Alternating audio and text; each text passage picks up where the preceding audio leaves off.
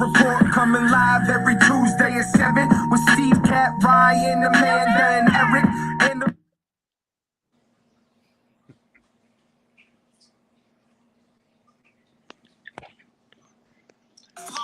turn up your speakers and hear them out. You can listen from your car, even on your couch.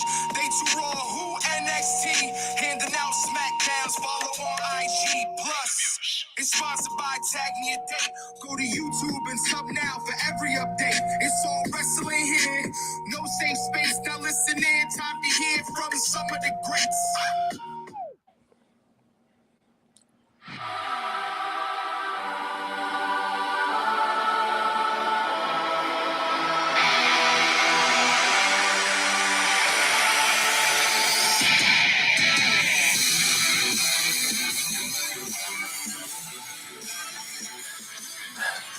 To quote an old song, well, the times, they are a-changing.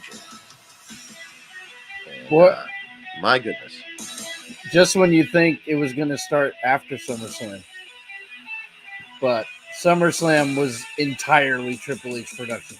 Yes, and I don't think there was much Vince influence, if any at all, in that show. I mean, they kind of had to work with what was already set up, but yeah. No, I think I think there was in the main event. We'll get into it. But well, there's a few But you're things. right. It was definitely it wasn't as big of a statement. First of all, welcome everybody to the War Report podcast brought to you by TagMeADate. I just got back from the beach. So, I'm here in my living room on my phone instead of downstairs setting up the computer because it's quicker. But welcome everybody to the show. We're going to talk wrestling, all things pro wrestling, especially this past SummerSlam, which happened on Saturday, and Monday Night Raw, which happened last night.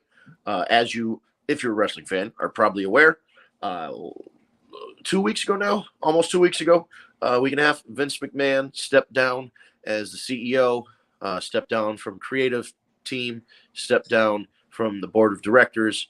Vince McMahon, aside from being a majority stockholder of World Wrestling Entertainment, is effectively no more in the company. No. You were not. A woo. All right. So Facebook question here. A little disappointed. I was positive I was going to hear a woo. Would that be a Charlotte woo or a Rick woo? Because you're not hearing a Rick woo, especially after we'll get into Sunday's paper. I was gonna say we'll get into that one because we'll get in. We will definitely get into that. But hey, what's up, Eddie? What's going on, guys? How you doing? Good. We're just getting into SummerSlam, so here's my thing. Start to finish was probably the best pay-per-view I have seen from WWE in a very long time. Oh, from a booking perspective to finishes, even the finishes that were fugazi worked. You know what I mean? The main event was a whole world in itself, and we'll break that down because there were definitely some first evers. Congratulations, Eddie. The tribal chief retains. But it was really good. And like we talk about like influences that we picked up on that were Triple H. Number one, Vince McMahon had no intentions of turning Becky Lynch. And within days of him being gone, she's now a face. You fired Dakota Kai. So right away, she's back. Yep. Iro Sky now, which I guess we're still changing names. Now she's called up because she was going to leave. Yeah, and she was leaving. They weren't going to call her up. And now you got Bayley finally back. So now you put all them together. That whole deal what a way to start the show. Like it really, like, you know what I mean? You always want that strong first match. You want that strong finish and then everything in between just to kind of keep it together. But that was a home run. And nobody saw Becky turning coming either. And then finding out later that Ronda was going to turn back to being a heel. So it was just a lot of cool things, cool moments that took place. So overall, and I did well in the pick'em. So always good. Nice. Yeah, I noticed. The funny thing is, if you're aware, and this, we're all wrestling fans here. If you're aware of John Laurinaitis and you're aware of Vince McMahon, you know that they like a certain style of woman's wrestler or certain look. And the certain look is pale skin, blonde hair, blue eyes, very skinny.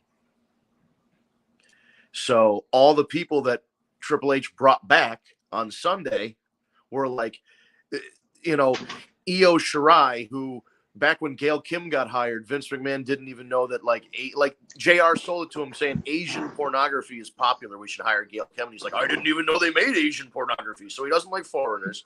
He doesn't really like brunettes. That's Bailey. He doesn't like thick girls. That's Bailey. He doesn't like minorities. That's fucking Naomi. Like that's Sasha. All these people that Vince didn't like, the ethnic minorities and the foreigners and the fatties, all gets re-signed because Triple H realizes that they're more than just the labels you apply to them. These are all, especially Dakota Kai, Io Shirai, and Bailey, those three names, huge to bring back for that women's division. It instantly freshens things up. It instantly brings in new feuds for everybody. You can do multi-person matches, 2-on-2, 3-on-3, singles matches. You can rotate who Dakota and Bailey and Io are wrestling, whether it's Bianca or whether it's some of the other baby faces or whether it's Liv or whether it's whoever. Like that is such a good thing for that division because they had just kind of been spinning their own wheels for a long time. Yeah.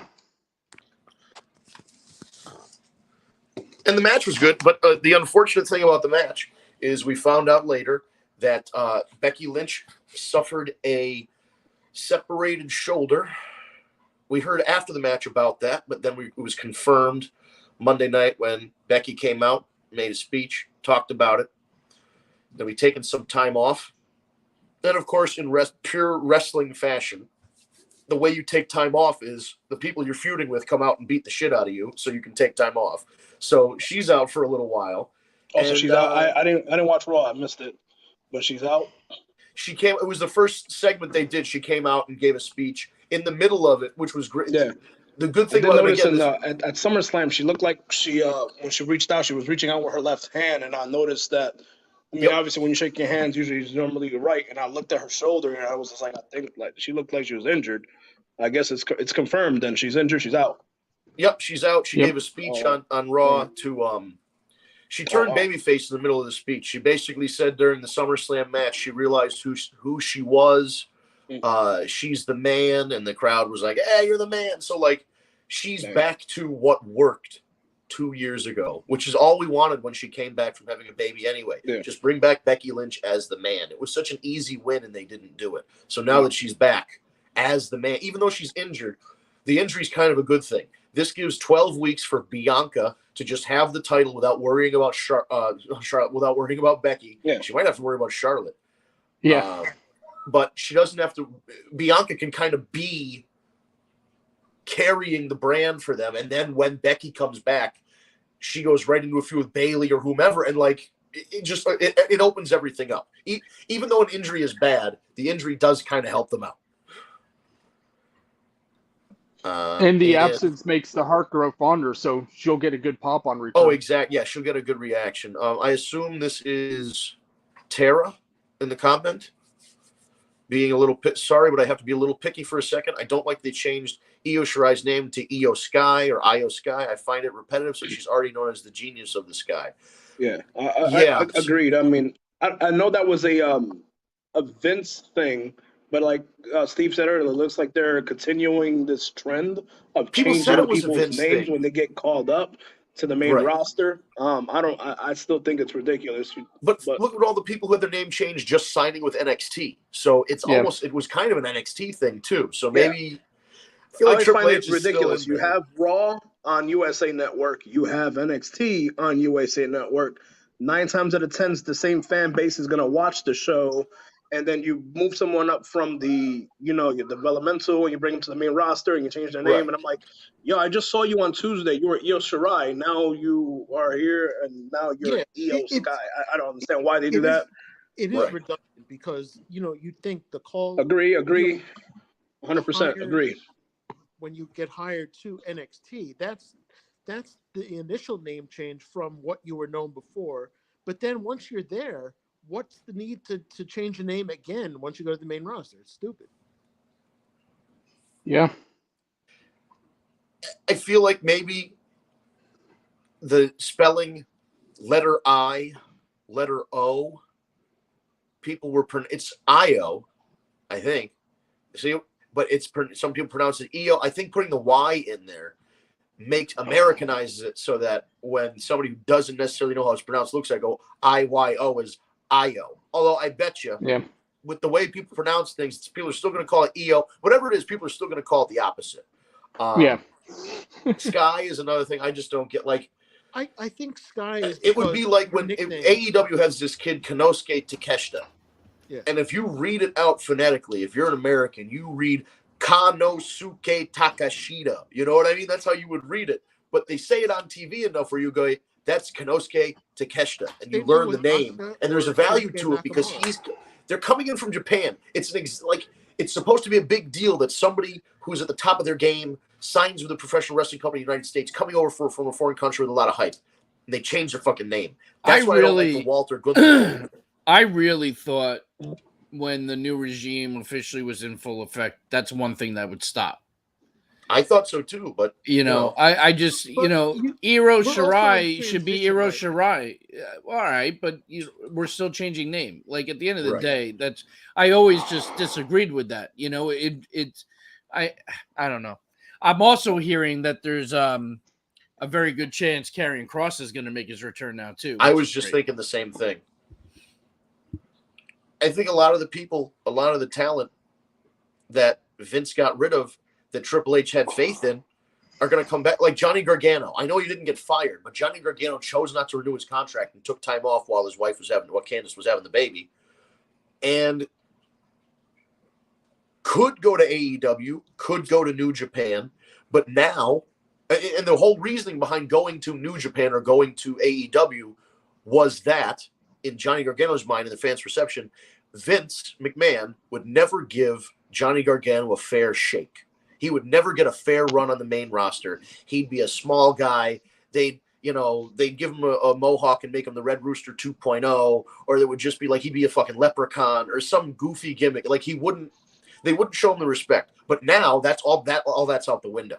Triple H loves Ciampa, and now you can see Ciampa's getting featured more. He loves Gargano. Gargano might come back. Next week they're in Cleveland. Gargano's from Cleveland. Miz is from Cleveland. Miz is involved with Ciampa. Ciampa's challenging Lashley for the U.S. title. Like, this is all conflating to a position where, you said Ciampa's challenging Lashley? There was you didn't watch Raw. There was there were 2 3-way matches. Sweet Jesus, damn, this is like so quick. Vince was released last week and he's got a title match? What the fuck? Yeah, well, that's awesome. This is great. I'm all for Ciampa, getting a shot. That's awesome. There was basically, somebody timed it out. There was like 30 plus more minutes of wrestling this week than there were when Vince was in charge on a 3-hour show. There was about 40 minutes of wrestling. This week there was like over an hour of wrestling. Wow. And more matches, longer matches and more matches. So, and I really don't want to get into Raw until we finish SummerSlam, but I will say that first triple threat, that finish was fantastic. Right? The AJ Styles one. Oh my God. Yeah. The AJ one? Yes. Fantastic finish.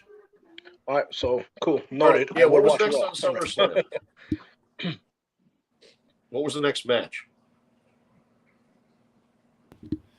Well, so they opened with the women. Yep. Then what was the next match? It was so long. Was it that Logan Paul Miz or no? Oh, was it Logan Paul Miz? I think it might have been. Oh, did they go right to that? They might have. They might have. Yeah, they did, because they had to split up with McAfee. So, and let me tell you something. I said it last week that this is a kid we got to give a chance. That we can't just assume because he's a reality fucking social media star and a douchebag that, he impressed me again. He fucking impressed me. He did some rookie things at the end. Like, you're trying to listen, he's a guy that got booed to the ring. And by the end of that match, he was getting overwhelmingly cheered. And then instead of first bowing and saying thank you, he's telling the crowd, I told you so. Kind of a heel thing, in my opinion. So it was kind of like, and then he was kind of like, wait, I'm a good guy. And then thank you. But he pulled out some fucking stops. That fucking frog splash to the table. I mean, dude, he pulled out some great shit. You got to respect the kid. I'm glad he signed. I think this kid takes it seriously. And I see some good shit out of him. I really do. So anyone that doubted him, same with McAfee. Listen, we already knew. We already knew. There were some sloppy moments in his match, but at the end of the day, he saved himself, especially at the end. He wrestles 1 or 2 matches a year, so I mean, right? You know, and the fact that he's able to perform the way he did and only wrestle once or twice a year is that much more impressive. So you know, I mean, but I thoroughly enjoyed the Miz match. Miz did a great job putting him over, and I'm happy to see where it goes with Logan Paul. So, you know, I get it. Tara says she just can't get past the D-bag social media stuff. At the end of the day, that's your choice, but it doesn't change. It doesn't change how he's been able to perform in a WWE ring without being a WWE grown wrestler. I mean, you know what I mean? At the end of the day, it's a business, right? And the guy has millions and millions of followers. Again, I'm not advocating for the guy at all. But he has a lot of millions and millions of followers. It's going to put asses in seats. It's going to sell tickets. And that's kind of what it boils down to at the end of the day. So, yeah, I mean, he did it, man. He had a decent match, and I even said it too. I got up. Same about Bad Bunny. Bathroom break. I'm gonna go to the bathroom, and I legit came back, and I had one of my friends here, and I was watching the show, and I'm like, "Yo, is it good?" He goes, "Yeah, surprisingly." I'm like, "Really?" So I sat down. I got there just in time for the frog splash spot that he did, and I was like, "Okay." So, I'm telling you, man, he fucking did his thing. He's absolutely like. Listen, there's 2 separate issues at hand. Yep. Column A is yes, he is absolutely a douchebag. 100%. Column B is that he's a natural athlete and picked this up really easily. So, as much as as on a personal level, I don't particularly like the guy or what he, you know, his entertainment. I don't know if I know him personally, but I don't like his entertainment stuff. I don't follow his YouTube channel. But wrestling wise, he's doing good. I mean, it was only his 2nd match. He tweeted that this is like he said, I think I found my calling. I want more of this. So listen, it's a good promo where he's serious about it. And it's not just like, I'm going to wrestle 1 or 2 matches a year. And he's really going to like be involved.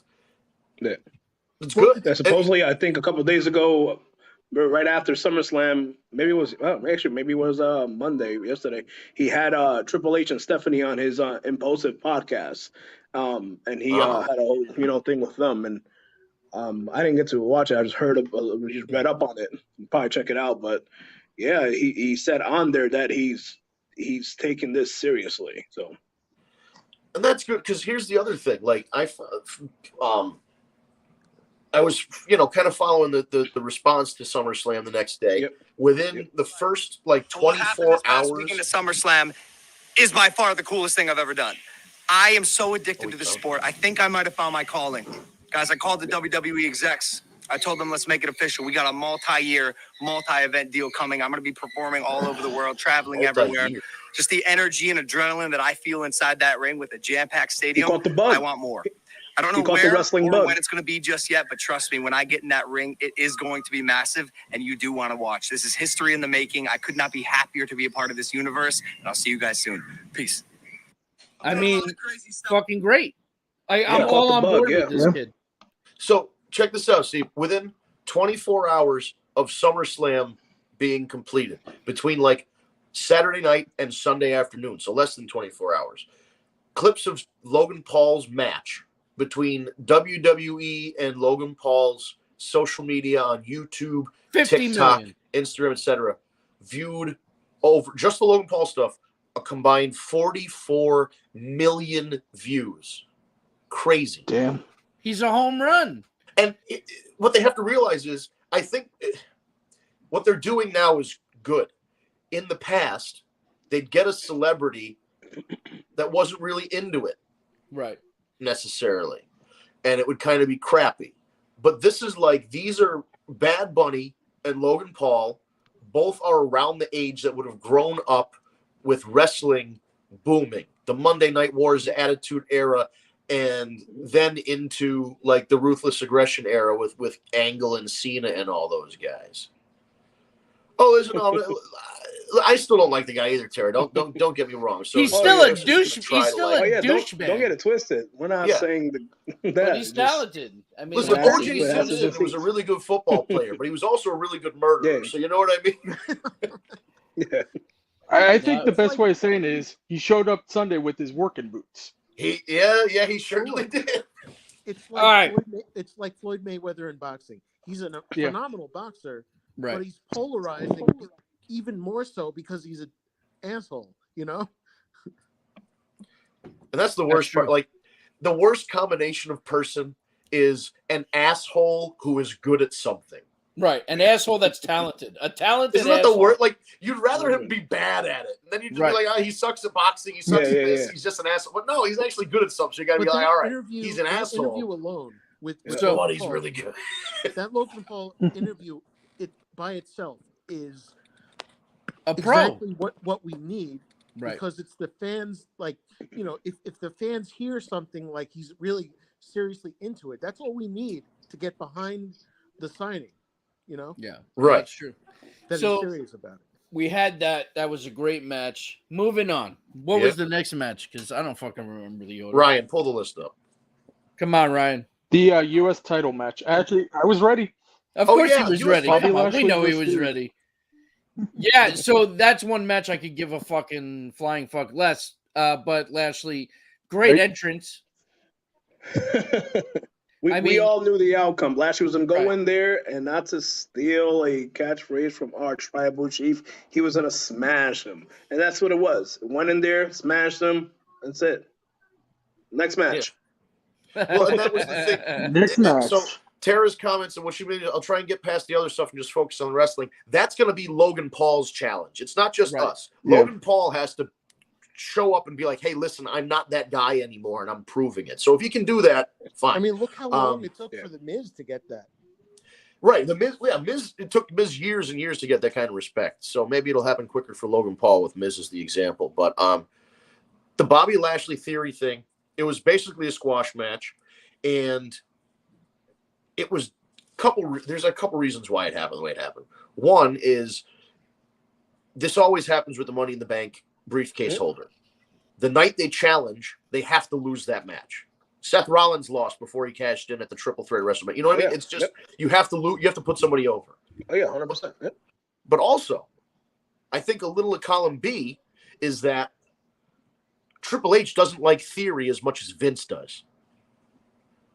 So he lost, and then he didn't cash in. Like, he didn't even get to cash in on Sunday night or Saturday night. So I think this, and he wasn't on Raw on Monday. Spoiler alert for you there, Eddie. So I think we might be on the tail end of this Austin Theory experiment.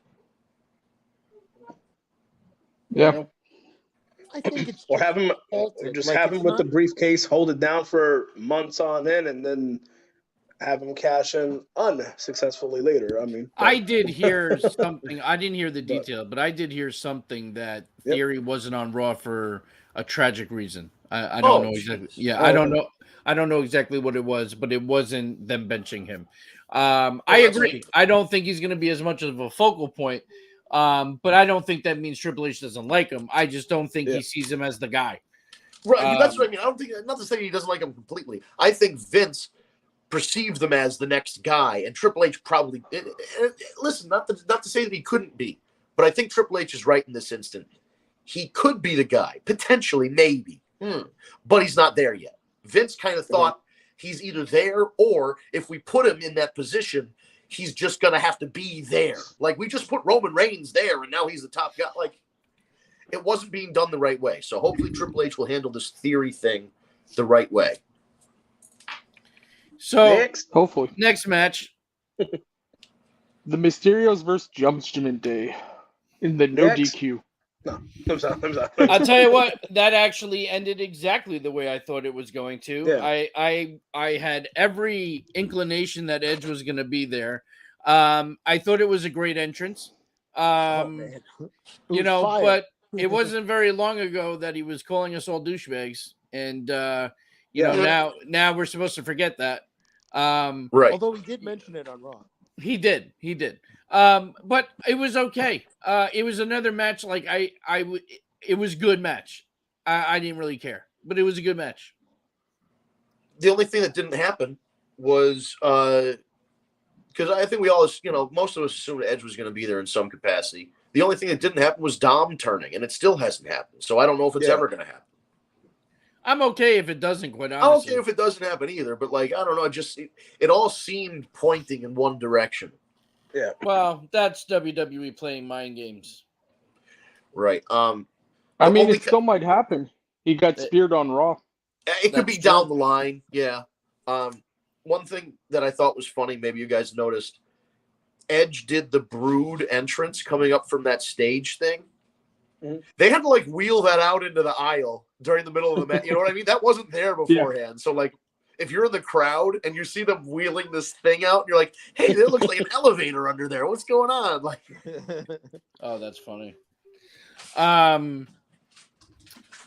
Next match was that Profits Usos. It was McAfee and Happy Corbin. Great match. Great match. McAfee was awesome, and Karen awesome. and Corbin did a great job putting him over. There was a new. Yeah, Eric, what you thought? Yeah, I didn't watch it. You didn't even watch it? Of course you didn't.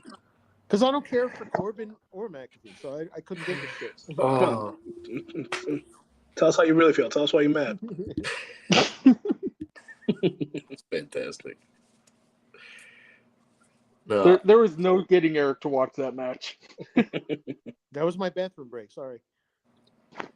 It would need to have Ember Moon could have came out naked and you would have missed the match. Whoa! Wait, who naked? They needed to have Ember Moon and Miss Jacqueline involved in that match before Eric got interested. I know what the man likes. Anyway, moving on. We had a new entrance here. I know they already did it like on SmackDown. There's some. Anyone else hearing that echo from Vince? I'm hearing that too. Vince, you sound like you're in outer space. And I'm hearing myself twice. No. I just myself. That's my problem. Oh. Back to everyone. What the fuck? Is it me? Wait, that's better. No, it's not you. You're good. It was everybody. It's Ryan.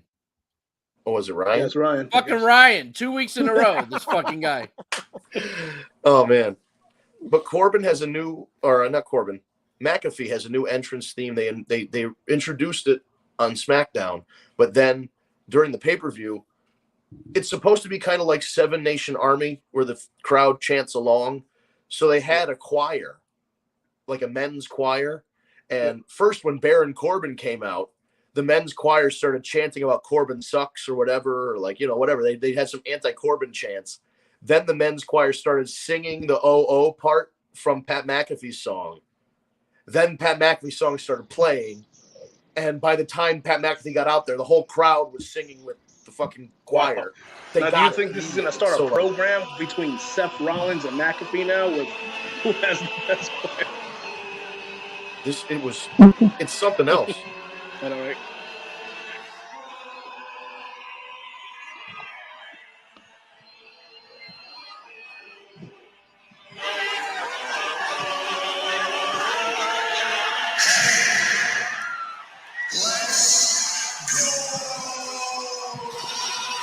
That's for you, Eric. I'll tell you what it reminds me of, though. It does remind me of Step Brothers when they showed that scene of the older brother, and then the whole choir says, Brennan has a mangina. Brennan has a mangina. Oh my God, Eric is so right. It was that's what it was. They were doing the Derek has a mangina thing from Step Brothers. I just got Eric, you're a genius.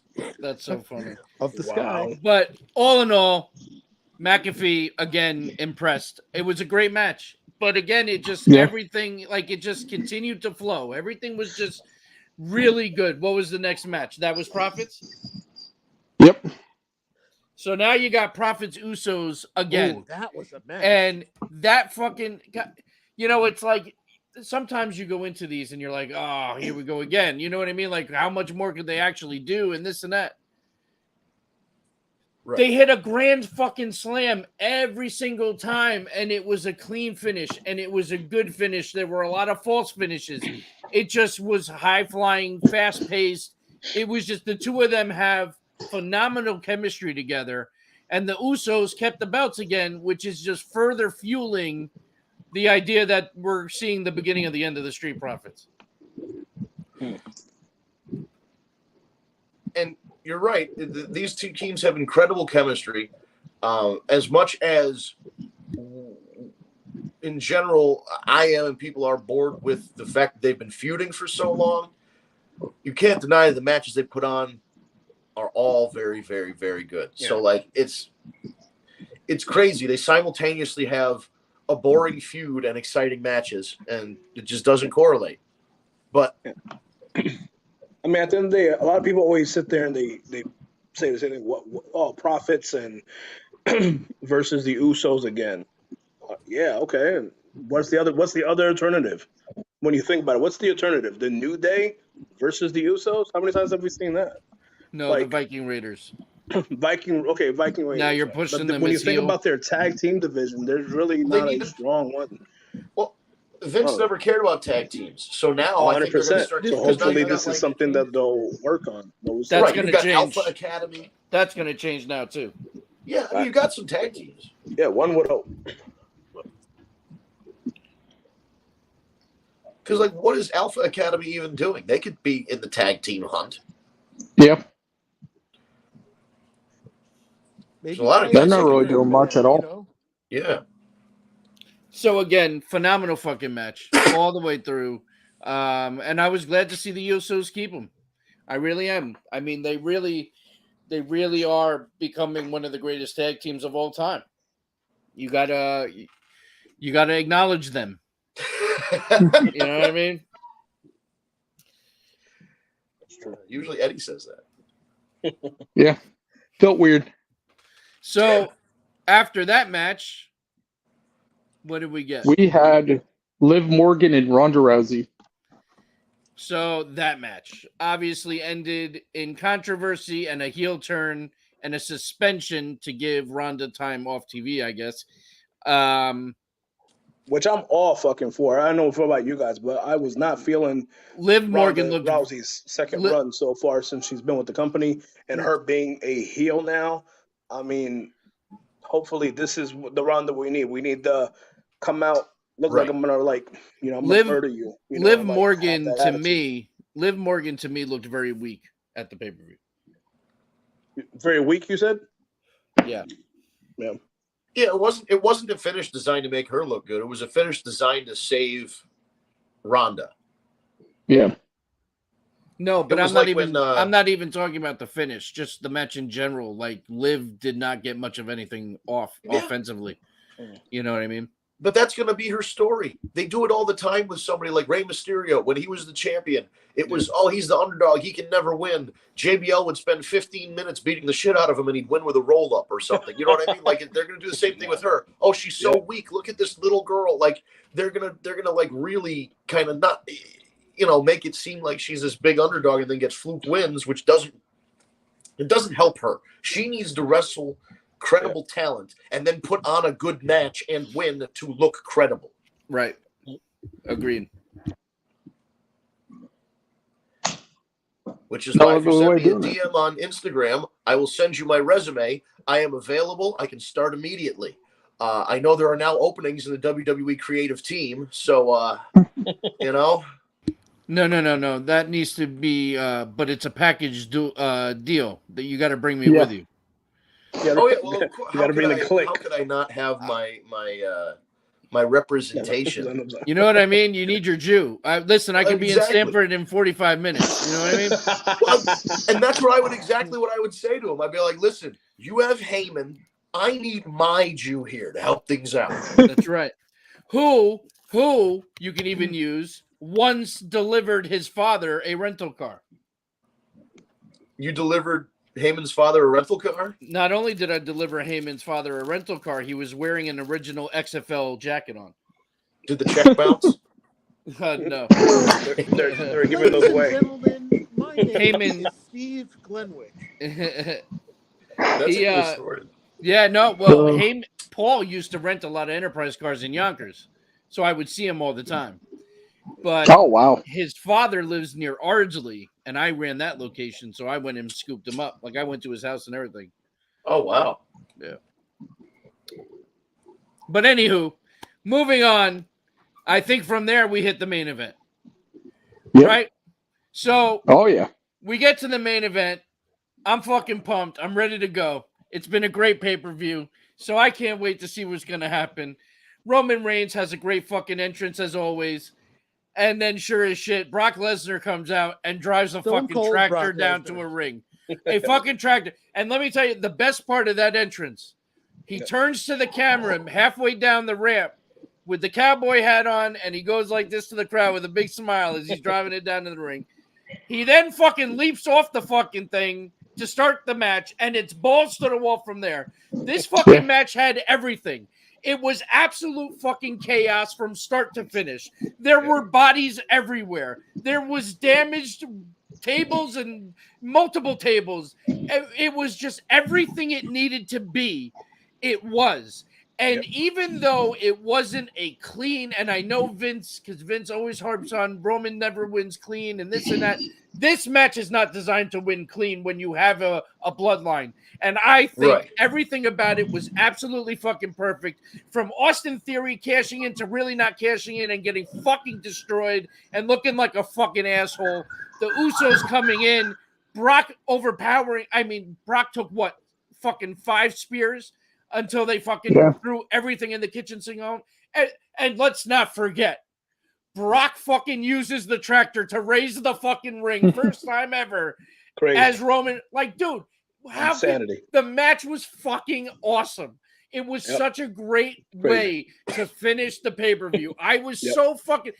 We always talk about how long these pay-per-views take and how long Raw is and this and that. And I wanted more.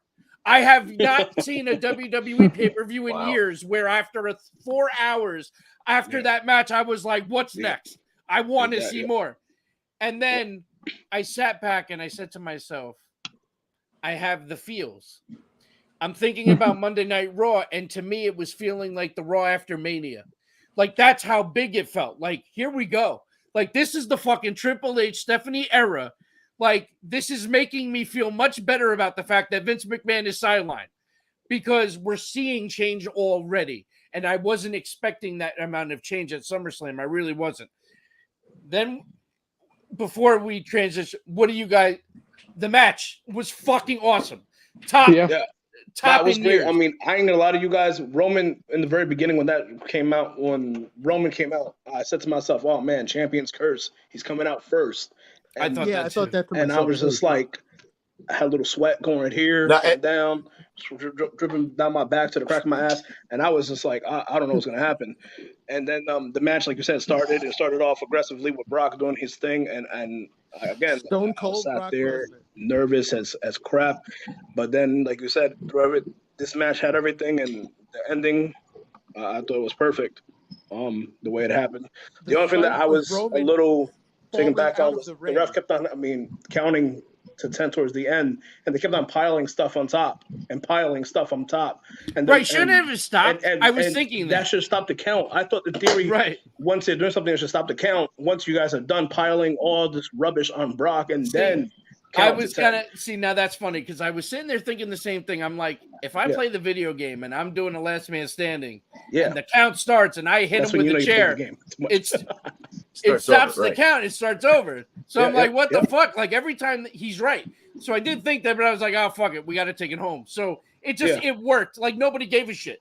Only we would think about that, really. But you know what I mean? But our tribal chief has done it. He's reigning, 703 trace days and counting. Definitely. Amazing. I am so I don't even care. I'm good with Roman keeping the belt. I am. I think it's fucking great. Eddie, did you? I know you were concerned after you saw Roman's entrance, but immediately as soon as I saw Brock come in on a tractor, I was like, oh, he's losing. Yeah. You know what I mean? So you should have. I was worried, bro. I ain't gonna lie, I was worried. But the intro, and if you haven't watched the pay-per-view, it will be worth it to go to the beginning of this match to see the entrances, but to also see Brock Lesnar do his version of Paul Heyman's introduction. And standing in the shovel on this of an excavator, of a tractor. Oh, it was so funny. What he said something like I'm a pissed off cowboy. Where was if this was the Brock Lesnar that came in like 2002? What the? I mean, he would be huge. Like he would have There's never no left. limits. This is the greatest version of Brock Lesnar I think ever. And you can tell, right? I was just gonna, and he looks like he's having so much fun doing it. The categories. Yep. Did you guys see that video clip of Lesnar after the match? Oh, him crawling on the broken ring, crawling to the top. Anybody catch that? No. All right, somebody needs to mute their microphone. Holy shit! I don't know. No, I don't mind the cat. That's hilarious. Oh, I'm hearing like what's going on with him? But yeah. So overall, I mean, I don't think there's anything they could have done better in that match. I really don't. No. Steve, I will be that guy to say yes. I think that I know last man standing matches in WWE always end in some kind of stunt. John Cena getting chokeslammed through a spotlight, Batista being handcuffed to the bottom rope, whatever the hell. There's always some kind of goofy thing that kind of saves the loser. Like Brock lost, but he didn't get pinned. He got covered in a bunch of rubble. Like it almost doesn't count. And he can just kind of come back whenever and still be like the same guy. But I understand that, and that's fine. I just, if this is really the last time they ever wrestle, it should end in a clean 3 count and be definitively Roman Reigns and Brock Lesnar. The feud is done. Roman won clean, and this is the end of the era. You know what I mean? This kind of still leaves them the door is closed, but there is light. There's a crack in the, you know what I mean? So I still think they can go back to it when they want to. I just thought, for me, you're selling it as the last encounter ever.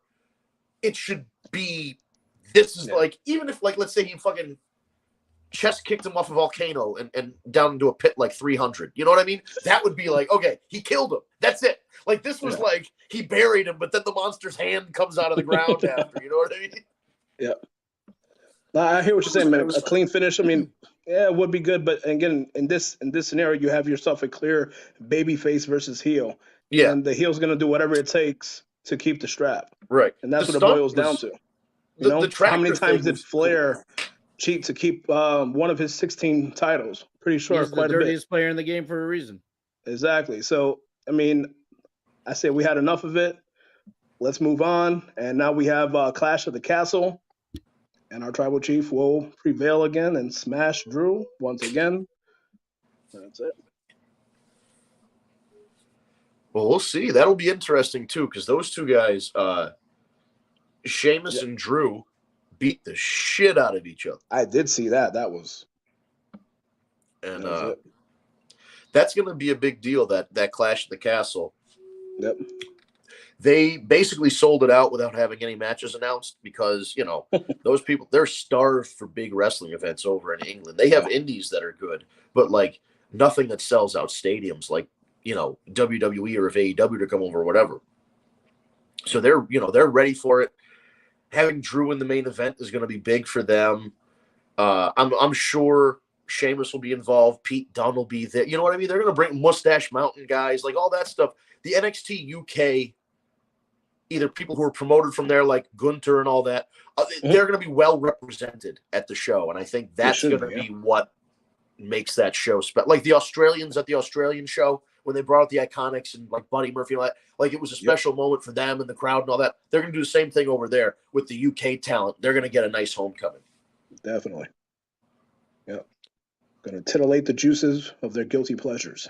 So that's another thing we need to talk about real quick. Real quick.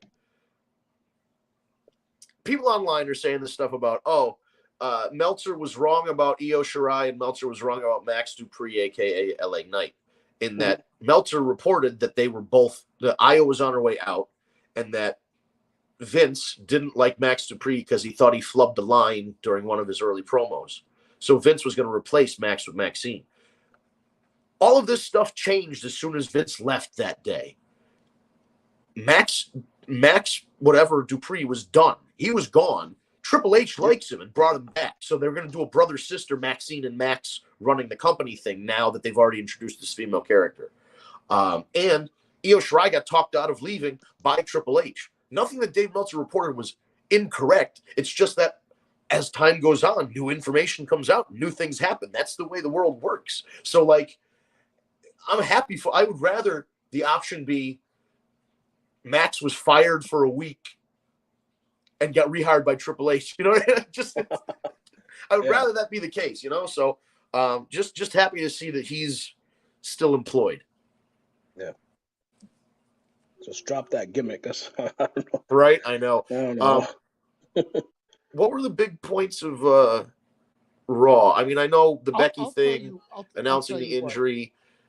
They set up the women's kind of feuds, women's factions, all that stuff that got going. I'm trying to remember now. If I can summarize Raw in one sentence, right? It's that it's the first time I felt like it didn't feel like 3 hours. Right. You know, in a long time, I'm sure. Is that fair? Yeah, 100%. I agree. It flowed well. We had more wrestling. We had 2 triple threat matches that led to a singles match. Like, there was just a lot going on. The first and hour good had no matchups commercials, too. Right, and the first hour was commercial free. So it was just really good. It was well done. You know, and you know, everything with Io and Dakota and Bailey and that whole thing. Bianca ran up the fucking ramp in high heels. Like, that's got to be like, it's just crazy. Like, wow. It was a good show. Yeah. That's right. Yeah, you can tell the influence already of Triple H, and it's great. Yeah, I mean, there are changes. I think for a show like Raw, for a 3-hour show, especially, you need the right pacing. You know. Yeah.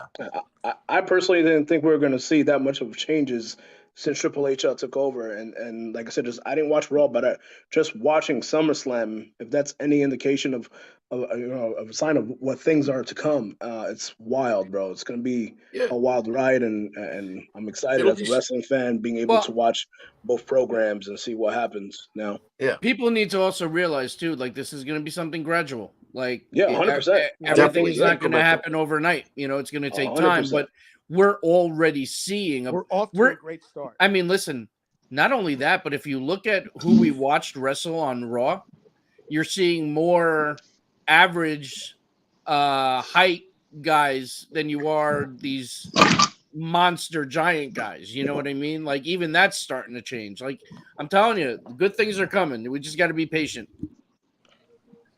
Yeah, you know, I don't want Commander Aziz to be fired. I just don't want him anywhere on my television. You know what I mean? Like, I'm sure they can find something for that guy to do that doesn't involve being Commander Aziz. Apparently, he's back. At least they dropped the Apollo's Crews gimmick. Yeah. Yeah, Triple H come up. Didn't you used to be African? Oh, wow. Oh. Yes, agree. Great start. Yeah, it's a good start. It is incremental. We're gonna get there. I think it's been encouraging. The first two shows Yep. have really been encouraging, and we'll just see what happens. And I think it's a good thing because for the last couple of years, AEW, even though they weren't drawing necessarily the rate, they were drawing like 1 million people a week. It's not bad. Raw last night got 2.4 million people because they had a commercial-free first hour and all of the interest from SummerSlam and interest from people to see what Triple H was going to do. But creatively and match-wise, AEW was blowing WWE away often, more times than not. And now WWE is kind of, I don't want to say catching up because, they're still in first place. But quality-wise, there's definitely been an improvement. This is more reminiscent of the Monday Night Wars than even when AEW first started, because now it feels like Triple H is challenging Tony Khan, and Tony Khan's going to challenge Triple H, and both companies will be better for this because that in itself is what was so great about the Monday Night Wars. Right. But it's ironic that the person that was getting in the way of WWE succeeding was Vince McMahon himself. The guy who took the company from his dad's regional company to an international corporation traded on the New York Stock Exchange. It ended up being the problem. It's just, it's like the Grandpa Toothpaste line. He'd tie an onion around his belt because that was the style of the time or whatever. What do you guys think Vince McMahon is doing right now? Like, this is a guy who's been working the past 5 decades, and what does a man like that do now? He just found out Pornhub exists. He's probably he found that. He just found out. It's been around for 20 years. He just found out today. Guy's busy. He's like, this is so much cheaper and it's free. No, he's like, this didn't cost me $4 million. I could have saved myself so much heartache. Oh my God! Put this on 4K television. Oh, I could have saved myself so many times. Person introducing it to him. Again, so none of these women need an NDA. But again, a big problem with he's watching Cat's losing 10 pounds the hard way. But again, a lot of it, I feel like a lot of the problems with Vince is that he had too many yes men working for him. Now that the yes men are kind of going down, that was a big part of it too. Oh, for sure. And that's it's a top-down change. Laurinaitis is gone. Bruce is sticking around, but he might be gone. Kevin Dunn is probably gone. But with Vince and Ace out, Tara, Vince McMahon is not going to go to nothing that Vince McMahon did would be a criminal charge. At most, it would be a civil charge. Because he had the NDA signed, there is proof that it was at least semi-consensual to a point where it was signed and they took the money. Right, so, they signed the thing and they took the money. There was an agreement made. No, that was a transaction. It was done. It was complete. The problem they're having is there is probably a clause in all the employment contracts that Human Resources puts in about not having affairs. And because Vince McMahon paid out of pocket, he didn't declare it as an expense by WWE, even though legally, this is the real issue. Legally, even if you make a personal payment to somebody on an NDA, if you are an executive at a corporation and it's about something like this, you have to declare it as an expense. And they didn't do that for 4 years. So the SEC, which is the federal, part of the federal government, they're investigating. That's really the problem. Wasn't he didn't actually sexually assault somebody in the way that he forced himself on someone. It's more that what he did was contractually prohibited. And then when he paid them, he didn't declare it right. So then he gets himself in trouble with like the SEC and the IRS and all that. So there's FCC won't let stuff, me be. But I don't think he's going to jail. He's going to get fined. He'll probably get fined a couple $100,000. No, he's not going to jail. He technically didn't do anything illegal. Not jail. I guess could we close on the Flair thing? Why not? I don't even want to. Go ahead. You can say what you want. It was just it was hard to watch. If you watched the Ric Flair's last match, Oh yeah, it was hard to watch because obviously the man's in his 70s. He's trying to do the things that he did in his 20s, 30s, 40s, and 50s and 60s. yeah. It's hard to do. I mean, let's face it. At the end of the day, it was mainly the Jeff Jarrett, the Jay Lethal, and the Andrade show. I mean, those guys put on the actual match, and Flair was just there doing his best as he can on his usual chops. He gigged like it was crazy. Like the guy, he did all this stuff, and then at the end, there was a part where he actually passed out. Ric Flair. Yeah, he was so. Really hard. He won. He knocked out Jeff Jarrett with the brass knuckles and fell on top of him or put the figure four on him and pinned him. It was all very weird. I thought they were going to stop it several times. I'm like, this is it. The figure four, Ric Flair's shoulders were down. Right, so, exactly. The whole thing was kind of a mess. Yeah, that part I thought was odd. Foley was there. Taker was there. The front row, it's by itself was awesome.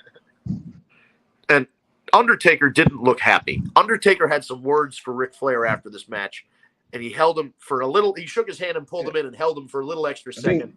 I think he looked at him. He didn't tell him, buddy. Yeah, didn't he say like, "Are you?" I think he looked at him at one point. He goes, "You good?" Yeah. You can probably find it on YouTube now. You can probably find the whole thing on YouTube now. Yeah, it's either on YouTube or Watch Wrestling. Not that we advocate piracy.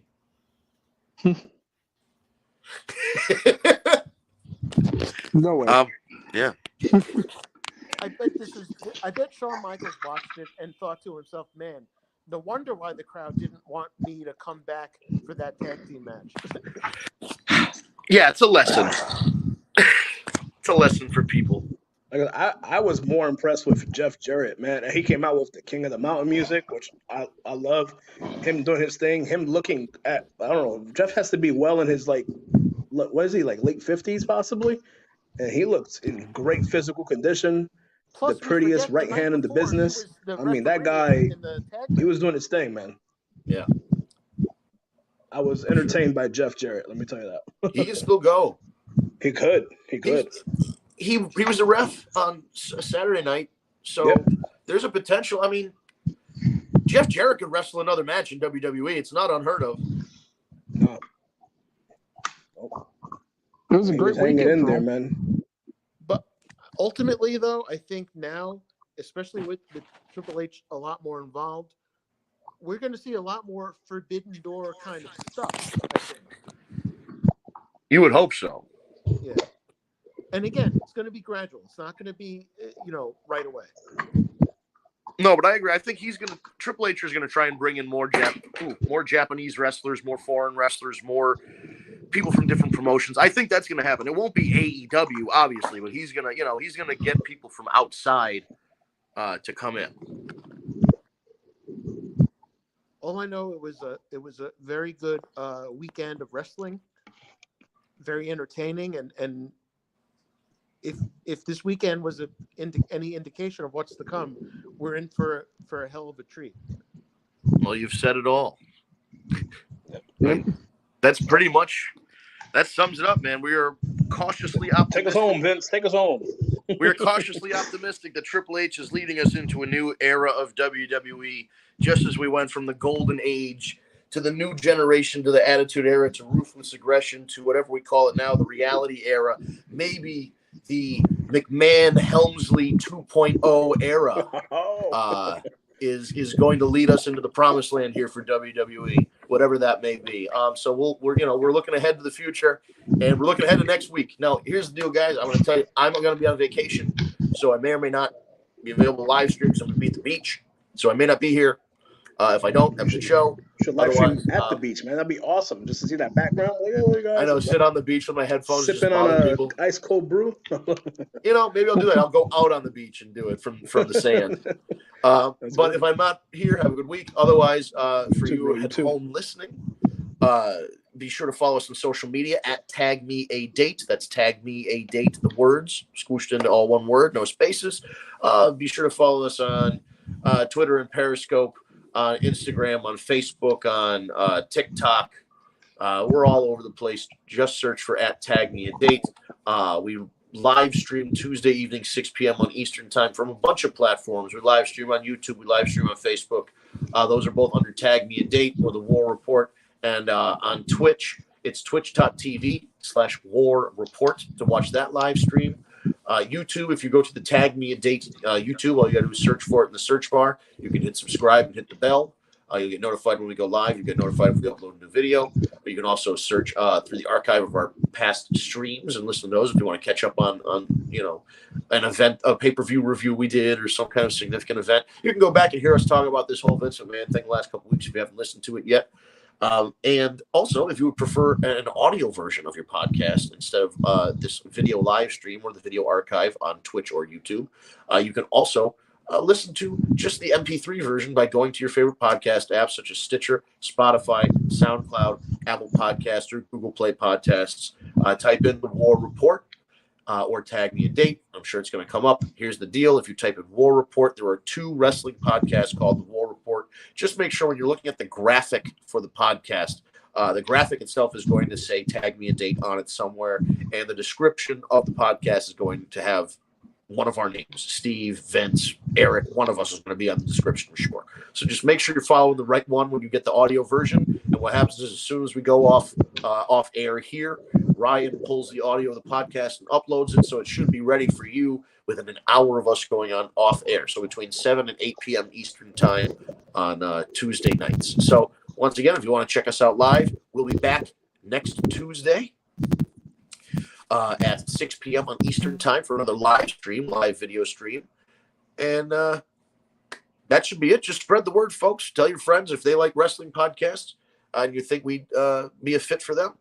Give them a recommendation. We'd love to have them on board. Hop in our comments. We had Tara in here posting questions and comments. We're always glad to have Tara and other people in the comments that we can kind of get your opinion and bring it to the show. So all that and more next week, 6 p.m. at Eastern time. And we will see you then. Thank you so much, guys. Thanks for listening. Have a good one.